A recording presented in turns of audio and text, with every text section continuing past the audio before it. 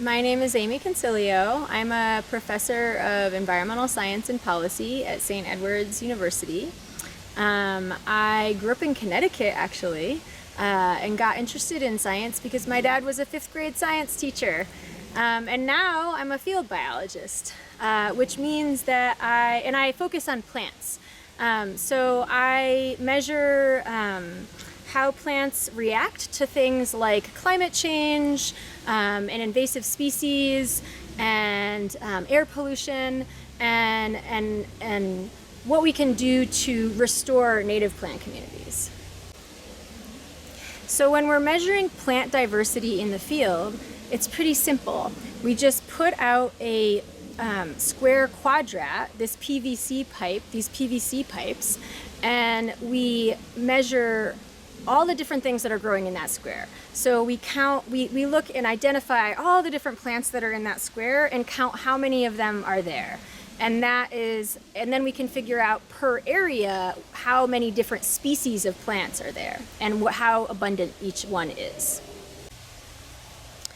So this particular project started in 2018 when somebody who worked at Basin told me that they were about to do a shaded fuel break treatment, which is a type of treatment that has been done all over the Texas Hill Country, in the areas around the parks and preserves.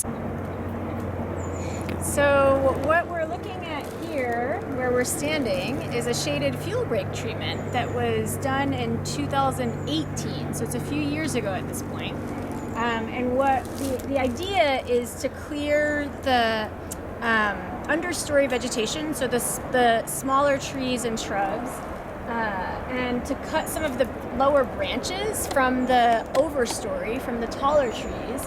And what that does is, if there's a fire that's coming from the other side of the boundary, of the Wild Basin boundary, into Wild Basin, it will stop here because there won't be any fuel. So fuel is just plants that are flammable, so there won't be as much fuel to burn. So this is a treatment that's really common in the Balcones Canyonlands Preserve, and a lot of the different preserves around here, including Wild Basin.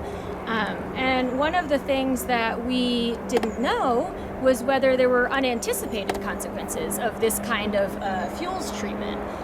So Andres decided to do his research project on this, to look at whether there might be other effects. For example, we know that invasive species grow in really disturbed environments. So we were actually afraid that with this shaded fuel break, what we might see was a lot of invasive species coming in. And invasive species are one of the #1 causes of biodiversity decline. So when you see more invasive species, usually what you'll see is fewer native species and fewer species overall. So my name is Andres Targa, and I'm an environmental science and policy major.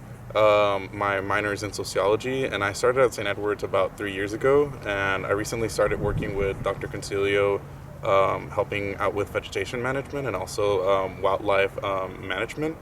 And here at Wild Basin, we were looking more at how wildlife vegetation decisions could impact, for example, native versus invasive species along controlled and managed trails alongside the fence borderline. And those are called mitigated or also fuel break treatment sites. And these fuel break treatment sites are composed of areas in which the terrain has been modified in order to buffer any kind of wildfires, for example, that may occur. And we were trying to distinguish or analyze whether or not these sites had more invasive or native species that were growing along with them, and that way we could inform better decisions about vegetation management.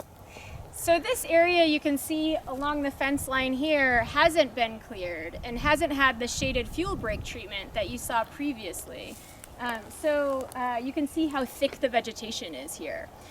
So we're using this area as a control site And whenever you do a research project where you're trying to figure out the effect of a treatment, you need a control to compare it against. And so we're comparing what we find over there in the shaded fuel break area to what we see here in the control.